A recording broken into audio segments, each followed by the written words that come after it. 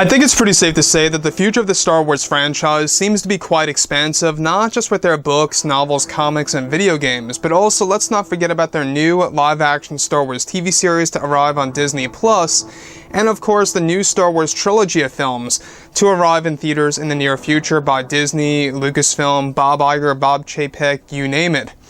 This is Mike Zero. Make sure to subscribe if you are new to the channel for future Star Wars content.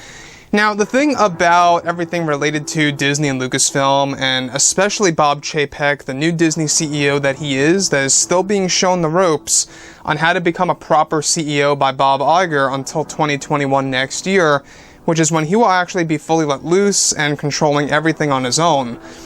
Until then, a lot of fixing is being made to the Star Wars universe as we speak when it comes to future films, future TV shows, how the books are going to be formatted, everything to it in that sense of how this universe will be developed.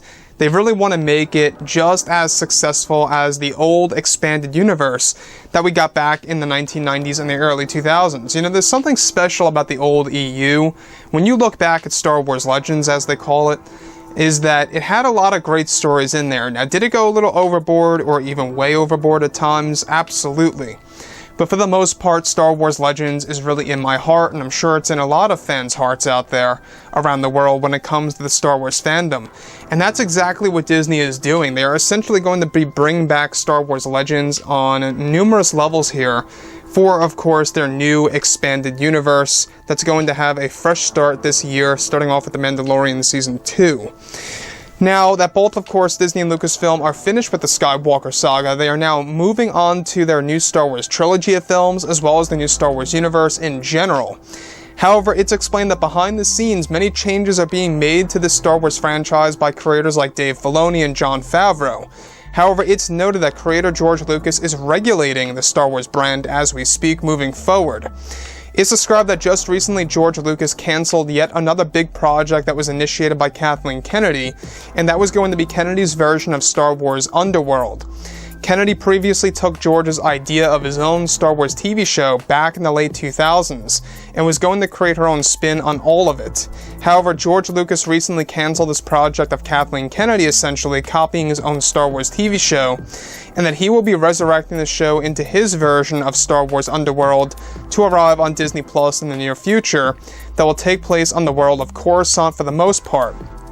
So in case you guys did not know, a little after Revenge of the Sith, released back in 2005, Lucas was working on his own TV show called Star Wars Underworld. It was going to take place on Coruscant and other worlds out there, and that actually got scrapped for multiple reasons. We've talked about this before. And then Kennedy recently went on to greenlight a specific project that was going to copy George's ideas, and George was really not happy with this for a very long time. And now that Kathleen Kennedy's creative control is stripped away, a lot of her ideas and concepts and projects are being canceled as we speak. She has over 10 years worth of Star Wars projects that are being put into the trash can, this of course being one of them. Now moving on. The series is set to begin production sometime in 2021 next year, and will arrive on Disney Plus some years after that begins. Kennedy's original version of Underworld was actually going to be full of identity politics and more, and this did not actually sit well with George Lucas. Not a big surprise, honestly. I mean, when you just force identity politics and personal agendas into an actual brand like Star Wars, that's when you begin to focus away from story. A great example is Ghostbusters 2016, and I think the same exact thing is going to happen with the new Pirates of the Caribbean film. They're going to be doing a lot of that. So it necessarily isn't just the Kathleen Kennedy problem.